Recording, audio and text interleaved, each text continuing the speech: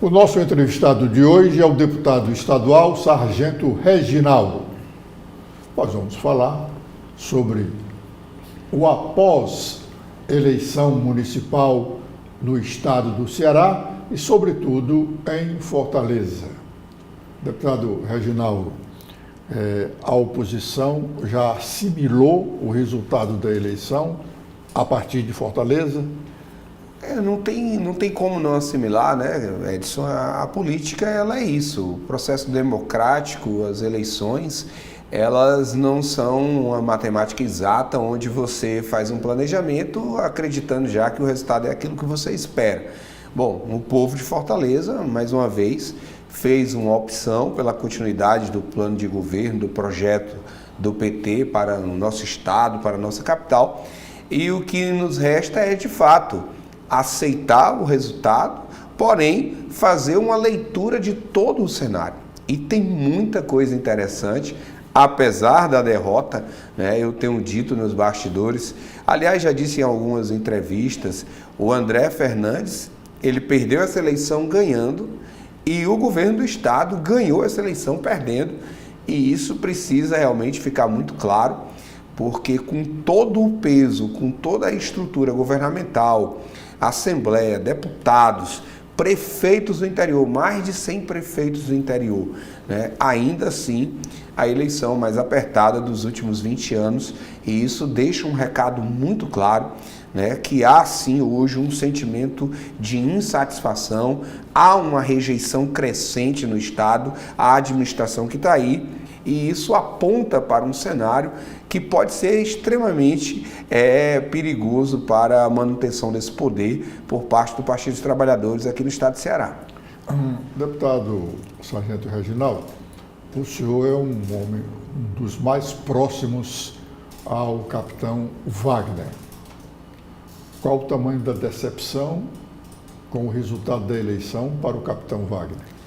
Olha, de fato, não tem como não dizer que foi um resultado ruim. Foi o pior resultado dele, de todas as suas eleições majoritárias, mesmo o capitão Wagner não tendo ido para o segundo turno na eleição de governador, mas ele teve uma votação expressiva em Fortaleza, foi o primeiro lugar em Fortaleza na eleição de 22, e dessa vez, né, saindo aí durante muito tempo em primeiro lugar, terminou a eleição em quarto lugar.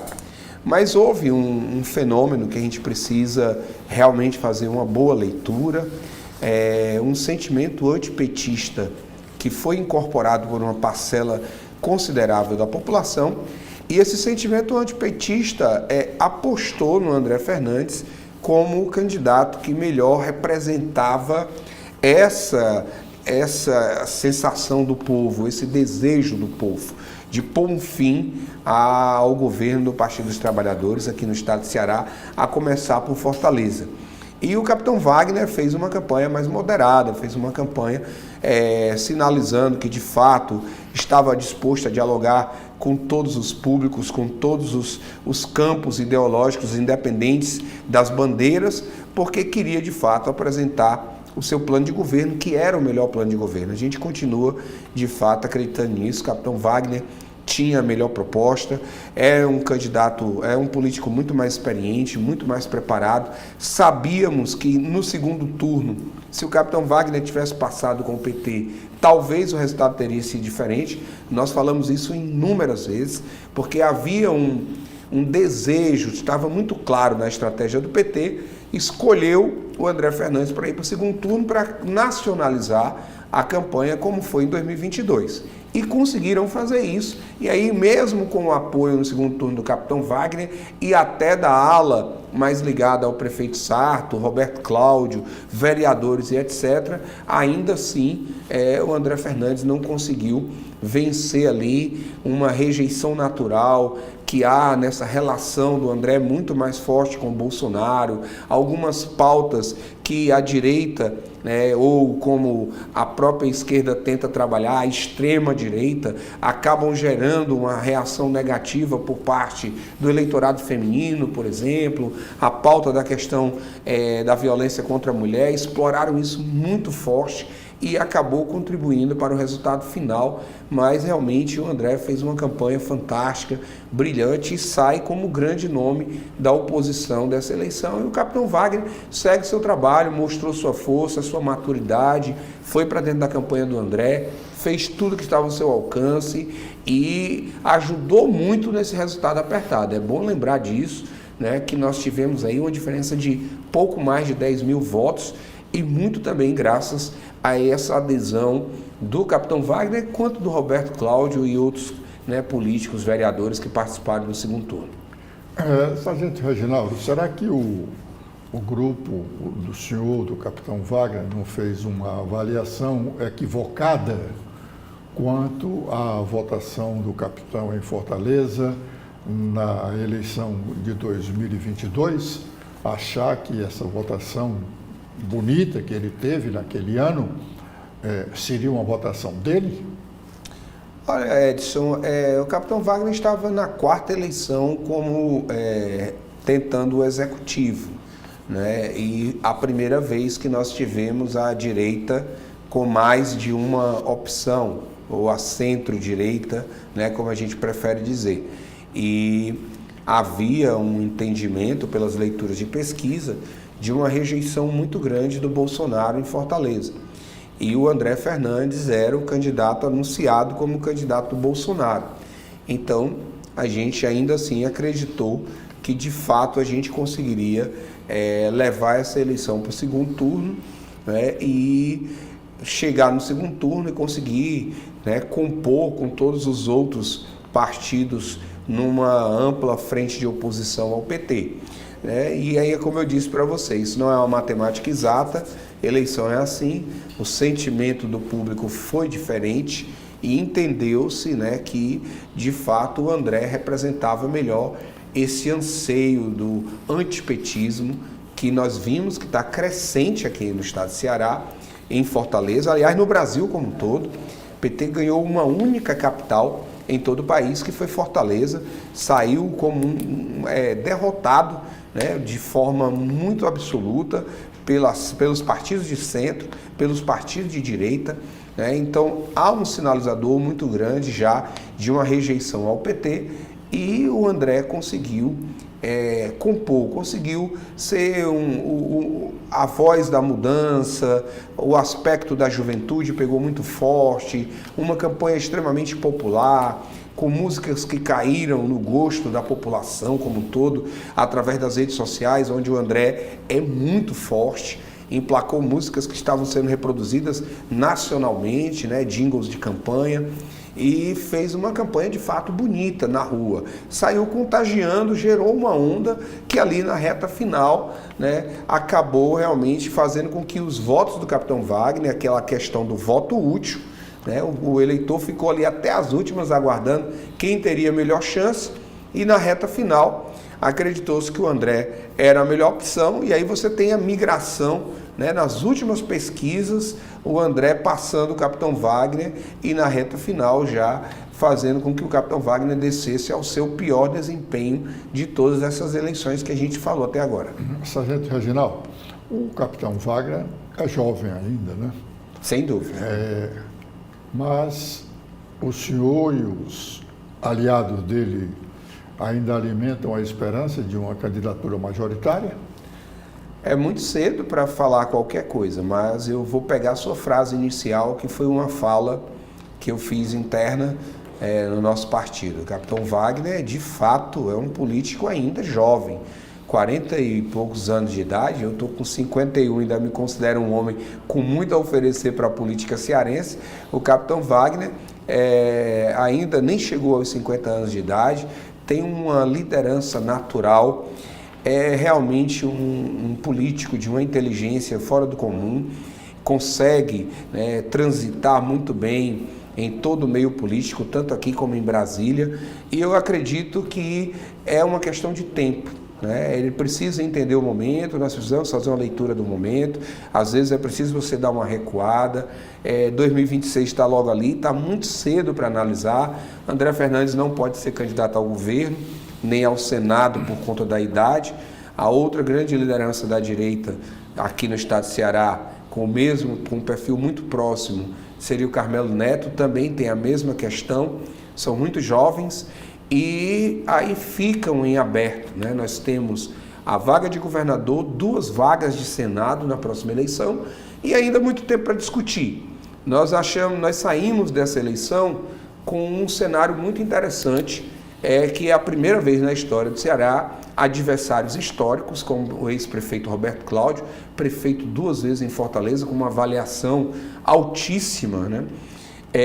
Que tem sérios motivos e uma preocupação natural, que é o que nos une, essa preocupação com essa hegemonia do PT aqui no estado de Ceará. É uma hegemonia que eu até chamo ela de camilista, ela não é nenhuma hegemonia petista. É um projeto de poder do senador Camilo Santana, ministro Camilo Santana. O PT está até se descaracterizando cada vez mais com essa forçação de barra de Camilo, né? Vai puxando tudo e qualquer político para ser realmente os seus indicados a governo, a prefeituras e etc., passa por cima dos próprios aliados. Então tem um claro projeto de Camilo Santana de poder aqui, e o Roberto Cláudio com o seu grupo se colocaram contra isso e acabaram aí criando, abriu-se um espaço para essa interlocução. Temos dialogado, essa base do PDT, que hoje é oposição, tanto na Assembleia, com o deputado Cláudio Pinho, Antônio Henrique, Queiroz Filho e o Lucinildo Frota, e agora nessa campanha, um diálogo muito forte ali com o presidente da Câmara, Gardel Rolim, com o próprio Roberto Cláudio, vários outros vereadores que apoiaram o André Fernandes no segundo turno e abrem espaço para um arco de oposição, aí, de aliança de oposição, que pode realmente tornar a vida de Camilo Santana bem mais difícil para a reeleição de Elmano, ou até mesmo se resolverem indicar outro, diante da questão da avaliação negativa da gestão Elmano Freitas até esse momento, né? As derrotas que o Camilo teve no interior do estado, Juazeiro, Sobral, Iguatu, Quixadá, Caucaia, né? Elas também mandam um recado muito claro de que há uma insatisfação, mesmo no interior, com esse modelo político que eles vêm colocando para efeito aqui no estado do Ceará, principalmente no quesito de segurança pública, que o PT já demonstrou a sua completa incompetência para resolver o problema da segurança pública. Sargento Reginaldo, eu já fiz comentários aqui na TV da Transparência e também no blog do Edson Silva, comparando a trajetória político-eleitoral do capitão Wagner com o Moroni Tórgano, policial federal, que chegou a ser vice-governador do estado do Ceará, num dos governos do Tasso Gereissati, e tentou conquistar um mandato majoritário e não conseguiu. Sobretudo, disputou a prefeitura de Fortaleza em 3 oportunidades. Sempre, como o capitão Wagner, partia bem na frente, as pesquisas o indicavam como o candidato que deveria ser eleito, e no meio da campanha perdia essa musculatura e acabava no seu 3º lugar. Uma única vez, também como o capitão Wagner, ele foi para o 2º turno da disputa em Fortaleza, vencendo no 1º turno, sendo o mais votado no 1º turno, com a Luiziane Lins. E a Luiziane acabou sendo a prefeita. Eu fiz essa comparação dizendo que a sorte do capitão parece a mesma sorte do Moroni. Vocês ainda vão insistir numa tentativa majoritária?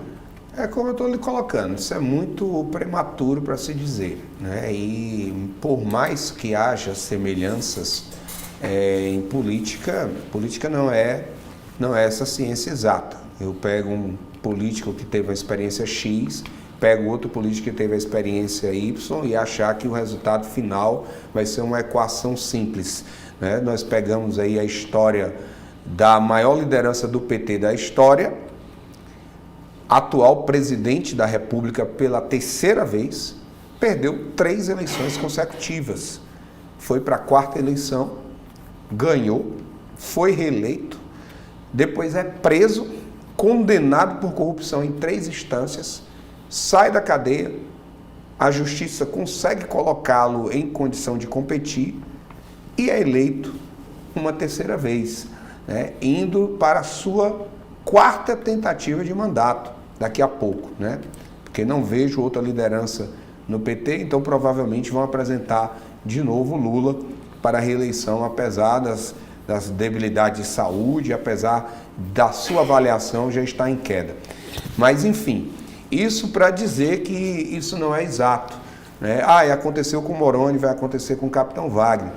E não automaticamente o Capitão Wagner tem que ser candidato a governador em 26 ou a prefeito em 28, mas em algum momento daqui para lá, exercendo outras funções públicas ou outros mandatos, a própria população pode passar a procurá-lo, né, na tentativa de rever erros históricos, né? Se a população tivesse dado a oportunidade para Capitão Wagner em 2022, talvez o Ceará não tivesse afundado nessa crise devastadora de criminalidade, de violência, a pior da história que nós estamos vivendo, e um governador completamente apático. Foi agora para um encontro nacional, está aí anunciando para a imprensa, a essa altura do campeonato, que precisa ser feito questionamentos de quem são as responsabilidades para resolver o problema da segurança pública, qual é a competência da União, do governo, das prefeituras, enfim. O PT está perdido nessa batalha, né? E talvez, aliás, talvez não, eu tenho certeza que se o Capitão Wagner tivesse recebido essa oportunidade pelo povo, nós não estaríamos vivendo essa situação. A Prefeitura de Fortaleza, por muito pouco, não teve na sua mão, e aí depois nós entregamos a Prefeitura para o único prefeito da história que não conseguiu reeleição, né? Que foi o prefeito Sarto, conhecido pela ausência, pelo desaparecimento e a questão da taxa do lixo, enfim. Então existem algumas questões que a vida política ela é isso, né? O Tasso perdeu uma eleição de Senado e foi depois tentar novamente. Uma eleição de Senado que parecia estar na mão, o Tasso perdeu. Na eleição seguinte, parecia que se o Tasso tivesse ficado em casa, ele teria sido eleito da mesma forma. Era como se o povo estivesse tentando corrigir um erro que cometeu a não eleger o Tasso para o Senado da República. A política tem muito disso. E como o capitão é muito jovem ainda, né, acredito que muitas voltas serão dadas e não descarto. Não sei se vai ser em 26, não sei se vai ser em 28, isso é uma decisão muito dele, ele precisa também fazer essa reflexão, né? Mas eu ainda vejo sim o capitão com potencial para uma vida longa na política e vejo o capitão sim como um perfil para ser um governador ou um prefeito da nossa capital, seja daqui a 8 anos, seja daqui a 12 anos, enfim. Deputado, o senhor sinalizou que, em razão da união das oposições neste segundo turno da disputa em Fortaleza, a união em torno da candidatura do deputado federal André Fernandes, o senhor sinalizou na possibilidade de essa união prosseguir até as eleições de 2026, que são as eleições gerais de governador, presidente da República, deputados federais e estaduais, senadores. Eu acho que ainda falta muito tempo e, como diz o próprio político, daqui até lá vai passar muita água embaixo da ponte e ou morre o boi quem o tange. Mas esse grupo de oposição que se reuniu para apoiar o projeto do deputado federal André Fernandes já discutiu alguma coisa com relação ao acompanhamento da administração do futuro prefeito, do deputado Evandro Leitão, que assume no dia 1º, e do acompanhamento do governo do Estado, porque, não resta dúvida, a oposição é diminuta hoje, ou era diminuta, sobretudo na Assembleia e na Câmara Municipal, e a fiscalização que ela fazia, que ela faz, de repente pode ser chamada de incipiente. já há alguma coisa, já vislumbraram alguma coisa nesse sentido? Há um sentimento natural de que esse é o melhor caminho para todos esses atores políticos, né, que se colocam contra essa hegemonia do PT, né, e de Camilo Santana aqui no estado do Ceará. Nós temos Roberto Cláudio fazendo seu trabalho individual, usando a imprensa, as redes sociais, Ciro Gomes, né, sempre fazendo críticas contundentes e até denúncias ao modelo de gestão de Elmano Camilo, né? E nós temos o grupo mais ligado ao capitão Wagner, que continuará fazendo oposição. Na Câmara Municipal, nós elegemos 2 vereadores, o vereador Márcio Martins, um excelente quadro, o vereador Noélio, que historicamente já fazia oposição desde o seu primeiro mandato como vereador e como deputado na Assembleia Legislativa. Na Assembleia está muito claro para nós que nós continuaremos juntos, PL, PDT, essa ala do PDT e União Brasil, né? E o PL elegeu 5 vereadores. Eu não vejo nenhum desses 5 quadros como vereadores que, por exemplo, amanhã possam estar na base do Evandro, né? O PDT elegeu 8, mas não tem como afirmar hoje quantos desses vereadores ficarão ou não, o vereador mais ligado ao Sarto, vai ficar na oposição, ou vai ali ficar mais isento, né? Ou vai realmente para a base do Evandro. Nós temos o vereador Jorge Pinheiro, do PSDB, que tem uma visão ideológica muito forte no seu mandato, que o distancia completamente de qualquer probabilidade de apoio a um candidato do PT. Não é a figura do Evandro Leitão, é a quem ele representa, né? E ele representa o Partido dos Trabalhadores nesse momento. Então, eu acredito sim que vai haver uma oposição muito mais contundente na Câmara Municipal e na Assembleia Legislativa a gente vai dar continuidade a esse trabalho, com esse aporte, digamos, de retaguarda, que quando você tem, no debate que se desdobra da casa, você tem atores políticos com o peso do capitão Wagner, do Roberto Cláudio, nas redes sociais, para a opinião pública em geral, reverberando esse trabalho de fiscalização, esse trabalho de cobrança sobre a gestão estadual e municipal, é claro que o alcance disso chega sempre a um público muito maior, né? Porque são homens de uma grande envergadura política, de um grande alcance. Agora, ainda precisamos saber até que ponto o André Fernandes absolveu o lugar que ele foi colocado nessa eleição. O André foi alçado a uma condição de um grande líder político, né? Era um jovem fazendo ali aquele seu trabalho muito ideológico, né? Lá em Brasília, fez na Assembleia, deu continuidade em Brasília, dialogando muito diretamente com o segmento rede social, mas sai dessa campanha com um fortalecimento muito grande, tendo conseguido compor com políticos que inclusive jamais se esperava, né? Recebendo sinalizações, né, positivas até de Ciro Gomes e etc. Então, o André precisa agora tomar pé desse lugar, né? E isso é um outro papel. Agora não é um papel de candidatura, é um papel de liderança política, de articulação política, de saber conduzir esse processo, conduzir os quadros do PL, conduzir essa massa de militância do PL para que a gente, de fato, faça com que essa onda se propague até 2026 e dê muito bons resultados em 2026.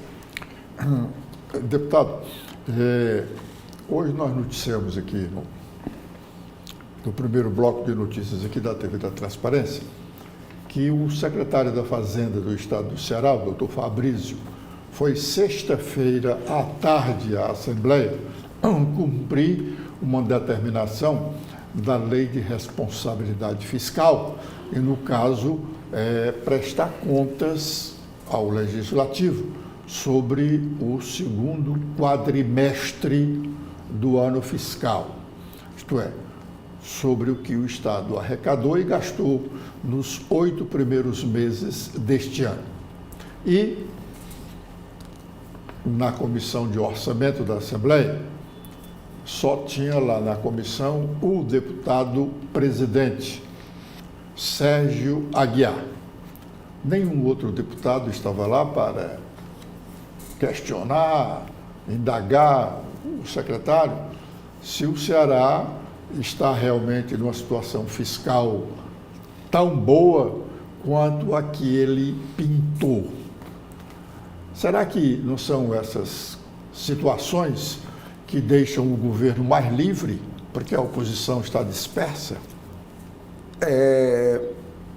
Essa reunião, inclusive, eu sou membro da comissão e participei das outras, e só para a gente tornar claro aqui, isso é um cumprimento de uma formalidade. A ausência, né, foi realmente por conta de agendas, foi anunciado muito em cima da hora, nesse retorno das atividades estavam suspensas, né, e aí na semana de retorno, não foi no dia ordinário das nossas comissões, que tem se reunido às segundas-feiras, foi numa data extraordinária e por isso o choque com a agenda dos deputados que não compareceram à sessão. Mas, mais uma vez, é uma mera formalidade, o que não significa dizer que o trabalho de cobrança e de fiscalização não possa ser feito após a entrega do relatório, porque é uma entrega do relatório. Agora, do relatório em mãos, você se debruça sobre ele, estuda o relatório, faz suas devidas ponderações. Nós temos que aprovar agora o orçamento, estamos fazendo o estudo dessa lei orçamentária. Mais uma vez, a gente tem um cuidado, e eu falo aqui, a gente, no sentido do meu mandato, tem tido um cuidado muito grande de alertar sobre os erros, né, que o governo vem cometendo com a designação, com as prioridades através da lei orçamentária. Mas, de fato, é algo que a gente precisa ter muita atenção, porque o caminho, e eu venho alertando sobre isso, o caminho natural que o governo vem adotando desde o início da gestão, dando continuidade à gestão Camilo Santana, é um caminho de endividamento público.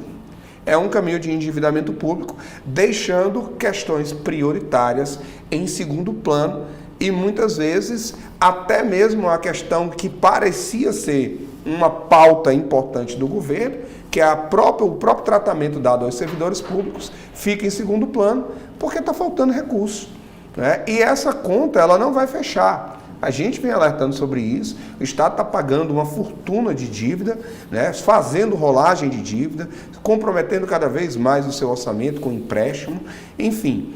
Mas a gente precisa dar continuidade a essa cobrança. O que dificulta esse trabalho, Edson, não é o fato de não ter participado da entrega do formulário pelo secretário da Fazenda, do relatório. O que dificulta esse trabalho, você falou anteriormente, é o tamanho da oposição, e a falta de participação popular para nos ajudar a dar peso a isso. Se você tem 8 deputados cobrando e uma matéria vai ser votada e ela depende de uma maioria e você não tem como ampliar essa maioria, porque os deputados vão votar favorável, você aprova um empréstimo, o governador manda um empréstimo para casa. Não adianta a gente questionar se aquele empréstimo é ou não pertinente, porque a maioria vai votar a favor, porque é da base do governo. Mas a opinião pública, ela precisa se empoderar desse lugar. Não dá para você jogar essa responsabilidade de cobrar isso apenas dos parlamentares. Você pode até cobrar do parlamentar que você elegeu porque que ele está votando favorável a matérias que ferem o interesse público.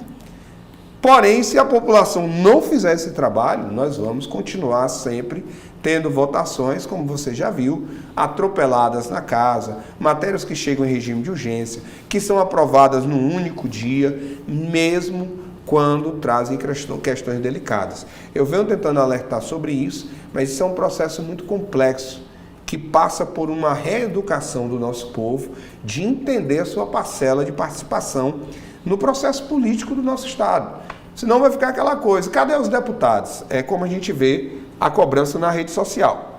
A cobrança na rede social chega dessa forma. Onde estavam os deputados? Mas eu estava lá. Eu alertei, eu cobrei, eu votei contra, eu pedi vistas, eu faço todo o processo que é necessário para dificultar a vida do governo. Mas você não consegue ter a reverberação disso na opinião pública para que os demais deputados se sintam, pelo menos, constrangidos na hora de aprovar uma matéria do governo. Então isso é muito complicado e é por isso que a gente vem tendo essa dificuldade toda, né, com relação às matérias vindas do Poder Executivo. Não é uma justificativa pela ausência, mais uma vez eu digo, né, foi uma audiência fora da data prevista, né, e pega todo mundo de surpresa, e a gente tem as nossas agendas e compromissos que nem sempre você consegue desmarcar. Eu, particularmente, estou sempre presente na Assembleia e não consegui estar dessa vez na entrega do relatório. Bom, na verdade, a crítica não é apenas pela ausência, deputado, mas é pela falta de discussão com relação ao tema. O senhor citou aí que os deputados vão votar a proposta orçamentária que o governo encaminhou para o orçamento de 2025. Nós aqui na TV da Transparência já mostramos, com base nesse documento que está lá na Assembleia, que o Estado, segundo o governador, o Estado pretende arrecadar em 2025 41 bilhões e 300 milhões de reais. Ele pretende, é uma estimativa de receita. Deus queira que isso se confirme e possa até aumentar essa receita, o que significa dizer que o Estado está crescendo. Mas não é certeza de que o Estado arrecadará os 41 bilhões e 300 milhões. No entanto, na mesma proposta, o governo está dizendo que tem uma despesa fixa. Ele terá que pagar. Óbvio que ele só vai poder pagar se arrecadar. Se não arrecadar, ele vai ficar devendo. Ele tem uma despesa fixa com 3 rubricas. Pessoal, 20 bilhões de reais. O governo admite a possibilidade de arrecadar 41 bilhões e 300 milhões. E tem uma despesa, logo de cara, de 20 bilhões com o pagamento de pessoal. E nessa despesa não está incluído uma perspectiva de majoração salarial, que já não houve no ano de 2024. O governo conseguiu arrastar a data base, que é 1º de janeiro, ele levou para maio e pagou uma diferença da inflação do ano passado só em junho. Ele vai gastar 20 bilhões e não está incluído nenhuma perspectiva de revisão salarial dos servidores. O governo vai gastar um pouco mais de 1 bilhão de reais pagando juros da dívida. Juros. Ele não está amortizando a dívida. Está pagando juros, 1 bilhão. E o governo está pagando, ou vai pagar, 13 bilhões de reais com o custeio da máquina. A nossa máquina é muito grande, ela está inchada. 13 bilhões de reais. Só nessas 3 rubricas, o governo vai gastar 34 bilhões. Se arrecadar os 41 bilhões, ele só tem de sobra 7 bilhões para todos os outros serviços. E aí, Sargento Reginaldo? Você já me viu fazendo essas contas? Você acompanha os bastidores lá da nossa casa? Sim, é verdade. Com muita frequência. E você já me viu fazendo essas contas e apontando esses mesmos problemas que você está relatando aqui agora. Né? Os empréstimos, inclusive os últimos na gestão Camilo, que termina com Isolda, foram para rolagem de dívida. E aí é o que a população precisa entender. A gente paga tanto de juros que ele não está sequer conseguindo diminuir a dívida. Vai pagando o juro da dívida e a dívida continua lá e ela vai sendo postergada. Né? A folha de pagamento, é claro, é o maior peso em qualquer estado, aqui não seria diferente, para a prefeitura também. A máquina é um outro problema. Inchada E o governador do estado, quando assumiu, não fez o dever de casa de pelo menos pensar, ou eu enxugo ou eu a mantenho do tamanho que está. Não, ele chegou e ele aumentou essa máquina. Ele tornou ela mais pesada quando o estado já estava em dificuldade. No primeiro ano de gestão, o reajuste dos servidores foi parcelado em 3 vezes. No segundo ano de gestão, ele tomou metade do ano do reajuste, fez ali jogou uma maquiagem para dizer assim, não, eu vou dar acima da inflação, mas ele tomou a metade, então foi em déficit. E a perspectiva para esse ano que vem é pior ainda, pelo cenário que você está colocando. 41 é a previsão, E, gente, esse Estado precisa avançar, precisa investir. Que margem você fica para investir? 6, 7 bilhões para investir. O governo com projetos que são promessas de campanha até agora, caros e que mal foram efetivados, que é a passagem intermunicipal na região metropolitana, o vai e vem livre, funciona muito precariamente para uma parcela mínima da população. Estamos com 2 anos de governo. A história de zerar a fila de cirurgias não anda. Nós temos o hospital da UES, que já era para ter sido inaugurado, um hospital daquele, Edson, que tem um custeio caríssimo. E isso ainda precisa entrar nessa conta.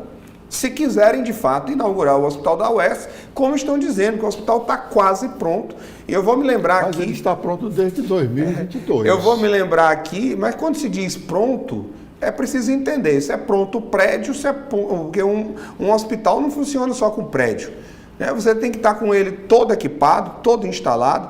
Eu ainda me recordo, no início dessa gestão, o ex-prefeito Roberto Cláudio dizer, vai terminar, mas não tem verba para o custeio desse hospital, que é um hospital caro. Aí olha aí as maquiagens que já estão sendo anunciadas.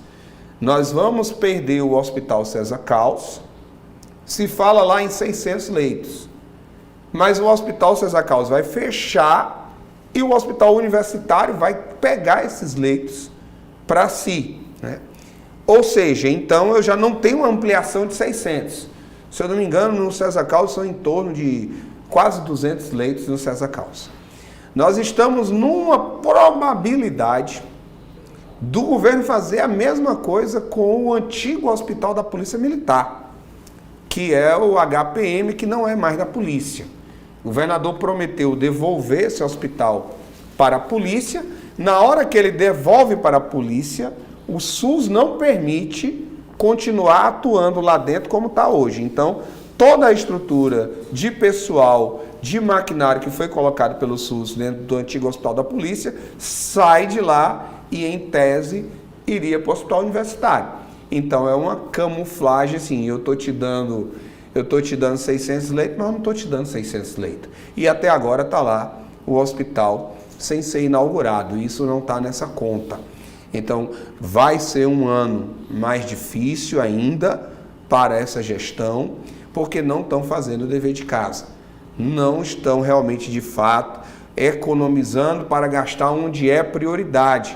E a prioridade da população hoje, saúde, segurança pública, empregabilidade, são áreas graves e o nosso governo continua, lamentavelmente, só acenando com políticas populistas, assistencialistas, que não resolvem o problema maior da nossa população. Deputado Sargento Reginaldo, a Assembleia Legislativa encerra o ano legislativo regimentalmente no dia 20 de dezembro. Os deputados entram em recesso de fim de ano e voltarão ao trabalho ordinário em 1º de fevereiro. O governador ou a própria Assembleia podem fazer uma convocação extraordinária nesse período. Mas daqui até o dia 20 de dezembro, nós teremos aproximadamente umas 20 sessões ordinárias, A Assembleia só funciona 3 dias por semana, Terça, quarta e quinta-feira. E temos aí umas matérias importantes, como, por exemplo, essa do orçamento do Estado, E tem aí uma vaga do Tribunal de Contas do Estado. Esta vaga está aberta desde o mês de junho passado, quando morreu o conselheiro Alexandre Figueiredo, e temos a eleição da nova mesa diretora, embora essa mesa diretora só venha a assumir de fato lá no início de fevereiro, mas regimentalmente a eleição se dá no segundo período da legislatura, em dezembro. Qual é a sua perspectiva para este momento da Assembleia? Bom, a vaga do Tribunal de Contas é curioso até porque que ela não foi votada antes das eleições, que poderia, né, ter sido. Mas, curiosamente, não foi votada para preencher essa vacância que tem no nosso Tribunal de Contas. A imprensa antecipou uma especulação que já circulava no meio político todo do Estado, um interesse do ministro Camilo Santana de indicar para essa vaga a sua esposa, a atual secretária de governo, Elmano, Onélia Santana. Isso tem causado um mal-estar muito grande, mas é apenas um reflexo do que a gente vem dizendo. E eu disse aqui hoje, já nessa entrevista, que eu chamo de camilismo, na verdade, o que muita gente chama de petismo. Né? Porque o PT tem suas pautas históricas, identitárias e etc., né? Como um partido que se consolidou, que cresceu ali das lutas trabalhistas e etc., mas que está cada vez mais descaracterizado. Está tão descaracterizado que aqui o PT no Ceará, o Partido dos Trabalhadores do Ceará, persegue sindicalista, como aconteceu agora na manifestação do Sindicato da Polícia Penal. Então o Camilo Santana é o todo-poderoso. O Camilo Santana, a determinação, foi criada uma modificação no Estatuto da CAGES para receber seu pai como conselheiro. Nós temos a esposa do Camilo, secretária e conselheira do Detran, né? E você já falou sobre isso nas suas matérias. Nós temos Eudório Santana, pai do Camilo, como conselheiro da CAGES. Nós temos o marido da ex-governadora como conselheiro da CAGES.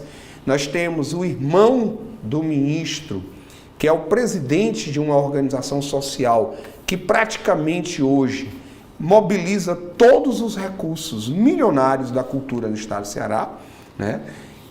O Instituto Mirante já movimentou quase 200 milhões de reais desde quando foi criado. Quantos anos foi isso? Não tem nem 3 anos direito. E esse instituto já movimentou quase 200 milhões de reais, né, de recursos públicos nas mãos de um instituto.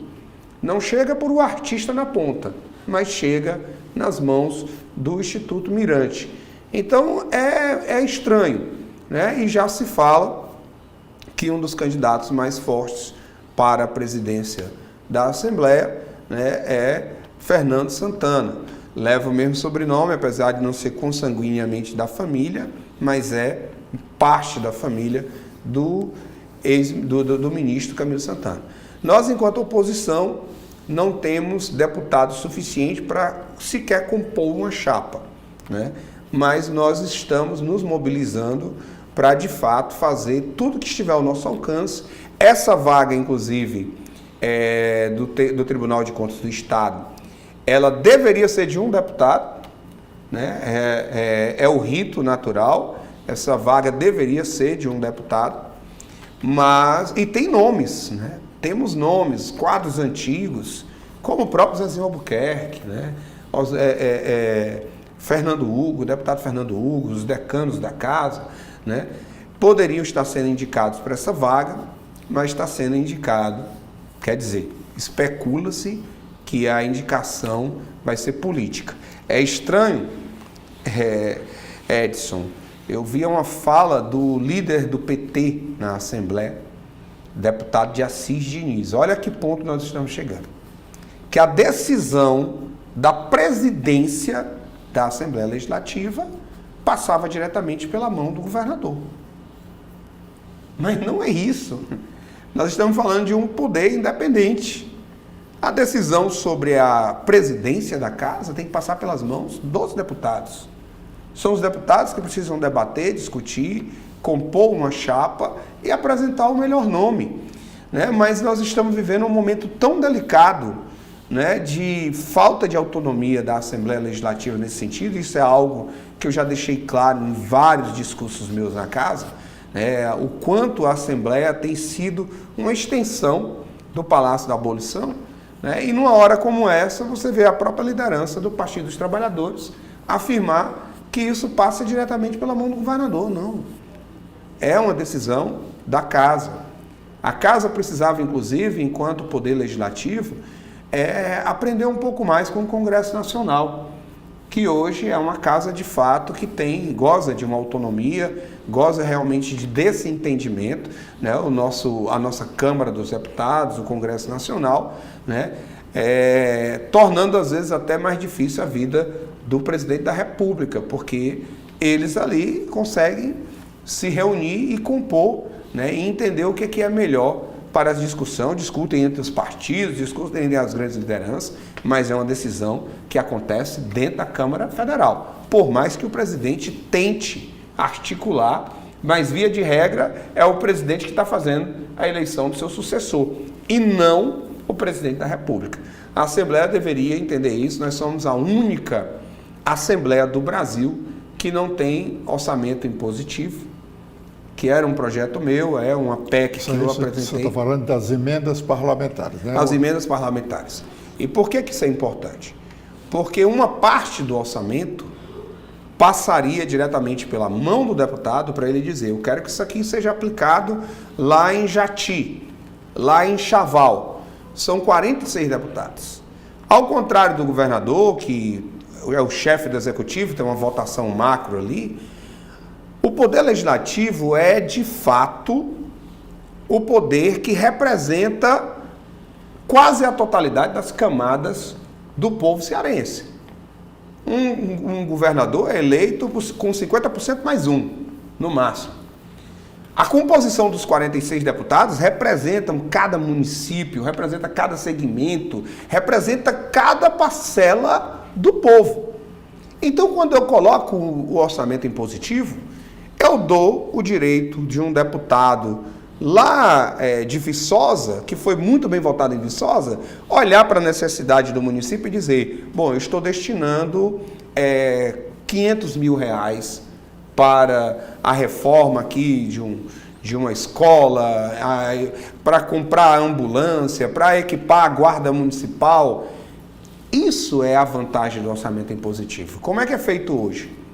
O deputado até indica para onde ele quer, mas não serve de nada, porque o governador, ele olha quem é o deputado que está indicando, se não for ali da cúpula, né, os chamados PCFs, né, eles não são impositivos. E aí você olha a execução do PCF, por exemplo, do ano anterior, e você vai ver que eles não são executados nem 30%, quando muito, das indicações dos parlamentares são de fato executadas. E aí o deputado fica refém do poder executivo, porque ele quer dar um retorno para a sua base eleitoral, ele não consegue, e para isso ele se submete a votar sempre as matérias do governo, para ver se o governo libera uma obrazinha, uma passagem molhada, o mínimo para ele fazer de execução lá na sua base eleitoral. Isso torna a Assembleia muito subordinada ao poder executivo, o que o resto do Brasil inteiro já aboliu, mas aqui no Ceará já é a terceira tentativa. Houve 2 tentativas no passado e houve uma comigo agora nessa gestão de aprovarmos as emendas impositivas e não conseguiu botar a matéria para tramitar, porque não teve assinatura suficiente, já que é uma PEC, nós não tivemos assinatura suficiente. Deputado, o senhor acha que esse corporativismo que há na casa, essa amizade entre aspas, porque eu conheço a Assembleia de muitos anos e a Assembleia antes era realmente composta por maioria de amigos. Hoje eu acho que os amigos ali são poucos, né?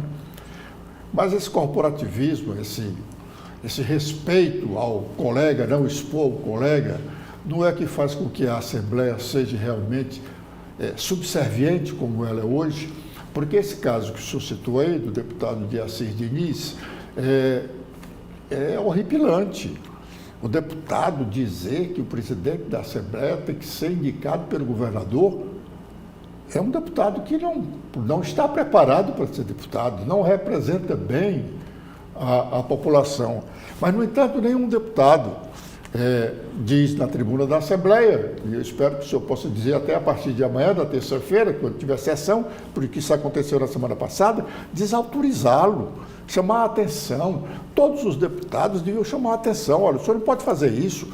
Aqui nós não somos subservientes, como o senhor ou parece querer ser. Né? Isso aqui desclassifica, né, toda a coisa aí.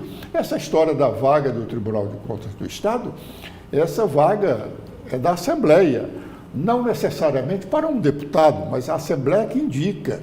A Assembleia, pela Constituição do Estado, as 7 vagas de conselheiro do Tribunal de Contas do Estado, 4 são indicadas pela Assembleia, não necessariamente deputado. A Assembleia pode indicar qualquer pessoa do povo, contanto que preencha aqueles requisitos da Constituição. Tem idade mínima de 35 anos, máxima de 65, ter competência para cuidar do orçamento, né, da contabilidade pública. Aliás, tem um dispositivo do próprio regimento interno da Assembleia que exige, não tem nenhum peso, exige que o indicado pela Assembleia tenha que ter uma formação numa dessas áreas que digam respeito à administração pública. Né? Então, quer dizer, é uma vaga da Assembleia, e a Assembleia chegar e o governador diz, bota fulano, bota ciclano. Não, acho até que a Assembleia deve ter uma relação harmoniosa com os poderes, devem ter uma relação harmoniosa também. A Constituição estabelece isso. Mas a harmonia entre os poderes não significa subserviência. O senhor poderia encaminhar esse movimento de desautorizar o deputado de Assis Diniz e dizer que a Assembleia terá que escolher um presidente que o governador mandar. Eu acho até que, assim, você acompanha muito bem meu trabalho. Eu não tenho nenhuma cerimônia para advertir, chamar atenção nenhum deputado, seja ele quem for. Na semana passada, nós tivemos um dia sem sessão, levantada pela morte de um ex-deputado. E no primeiro dia, na primeira sessão da semana, eu falei, esse assunto ainda não tinha vindo à tona, a gente fez uma avaliação do processo eleitoral, e eu já fazendo muitas das críticas que eu coloquei aqui. E estava na minha cabeça já planejado de eu realmente chamar a atenção para essa questão da sucessão da Assembleia. De fato, eu acho essa fala completamente infeliz partindo de um deputado, né? Nós somos um dos poderes constituídos e nós temos, pelo menos legalmente, autonomia, né, para decidir sobre o nosso futuro enquanto Assembleia, Casa do Povo, né? Na verdade, a quem devemos estar subordinados é a você, né, o povo do Estado do Ceará, não ao governador.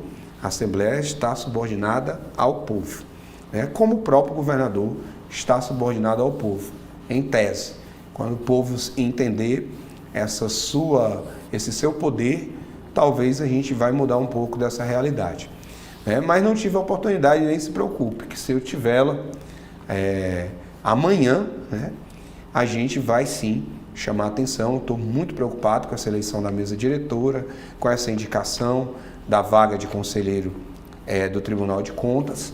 Nós temos tentado movimentar os velhos quadros, os mais antigos quadros da casa, nesse sentido de conscientizar. A gente tem tentado fazer esse trabalho nos bastidores, conversar com os mais antigos, os mais experientes, apesar de estar no meu primeiro mandato, mas eu tenho sim uma preocupação muito grande com a respeitabilidade que a Assembleia precisa ter. E aí eu acho que até essa palavra corporativismo, pelo menos para mim, ela não cabe, ela é inadequada, e a gente tem que estar pronto para discutir, votar e, por exemplo, se um deputado errar e tiver que pedir sua cassação, que seja feito, enfim. Às vezes que eu vi colegas perderem o tom, a compostura do que deve ser a postura do deputado na tribuna, dentro da casa, eu tive problemas, algumas discussões minhas das mais acirradas na casa, não foram nem inclusive comigo, mas era para pedir aos deputados que a gente tivesse o mínimo de respeito, e eu já fiz essa crítica, dura até, às vezes até aparece deputado para questionar de que eu estou expondo a imagem da casa, e eu já disse, eu não vou, fala-se muito em proteger a casa, mas proteger a casa requer que todos tenham esse sentimento de proteção com aquilo que é mais republicano e sagrado possível, que é manter a autonomia da casa, o respeito da casa tem que ser uma responsabilidade de todos nós. Se a casa continua se colocando subordinada diretamente ao Palácio da Abolição, para não fazer uma reflexão, como quando, por exemplo, nós aprovamos o aumento do ICMS, e você estava lá. E quantas vezes eu questionei isso, o prejuízo que ia ser, era promessa de campanha do governador que não teria aumento, teve. E a outra matéria que foi aquela interrupção dos contratos antigos das empresas, das indústrias, etc., que poderia levar alguns segmentos a, inclusive, deixarem o Estado, eram acordos antigos, feitos em gestões passadas, não me lembro nem exatamente de qual governador, mas que poderiam causar um prejuízo. Levei isso a público, o governador conseguiu aprovar em regime de urgência. O prejuízo ficou porque a cadeia produtiva do Estado chamou a atenção do governador e um mês depois o governador teve que mandar uma mensagem voltando atrás do que nós tínhamos advertido enquanto deputado de oposição. Então percebam como é difícil. Um deputado de oposição apresenta uma sugestão que é pertinente, mostra o erro do governo, assim mesmo a casa aprova. E depois o próprio governador tem que se corrigir. No tema da segurança pública, por exemplo, a ideia da criação de um comitê permanente, unindo Ministério Público, Poder Judiciário, OAB e etc., foi minha. O requerimento era meu, não foi sequer colocado para votar. Eu discuti na tribuna essa proposta, e os colegas deram um jeito de não deixar a matéria tramitar. Passado meses, o governador criou o comitê. O governador criou o comitê, que na verdade não está funcionando como eu propus, e está aí, não está dando resultado nenhum, porque na verdade o comitê criado pelo governador não tem efetividade. E não foi isso que eu propus. Eu propus algo permanente, onde o Ministério Público, o Poder Judiciário precisam participar, porque a força policial ela precisa de uma retaguarda jurídica, Edson. Então você tem agora a Cidade Jardim 2, tomada pelas facções criminosas. É preciso que o Poder Judiciário chegue para a Polícia Militar e diga, autorização para entrar, para invadir residência, sabe que tem algum suspeito? Vá, pode tomar todas as medidas possíveis. Não sendo assim, hoje, o policial militar não vai agir, porque ele sabe que no final das contas vai quebrar sobre ele a responsabilidade de qualquer ato que ele tome. Então nós estamos numa desvantagem cruel nessa guerra, e era preciso essa parceria, essa articulação completa, que só o governador do estado pode conduzir, junto com o Poder Judiciário, Ministério Público, a Assembleia Legislativa. Sugeri, já desde o ano passado, depois o governador até criou, mas não funciona. E a população continua refém, vendo decapitações, vendo comércio serem fechado e o tráfico agindo como se esse estado não tivesse poder. Deputado Sargento Reginaldo, muito obrigado pela entrevista. Eu que agradeço. Eu sou realmente testemunho do seu desempenho na Assembleia, e se outros Reginaldo estivessem lá, com certeza a Assembleia seria melhor do que é hoje, porque a Assembleia já foi muito ativa. A Assembleia já contribuiu muito para o desenvolvimento do estado do Ceará, sem deixar de colaborar com a administração do Poder Executivo. Muito obrigado, deputado. Obrigado, Edson, pelas palavras e agradeço sempre. Você é um dos jornalistas que mais contribui com a gente nesse sentido, sempre me adverte, me alerta, coisas que a gente precisa estudar. Nós estamos à disposição, siga nossas redes sociais, @Sargento Reginaldo, mande também sua sugestão para o nosso mandato. Obrigado.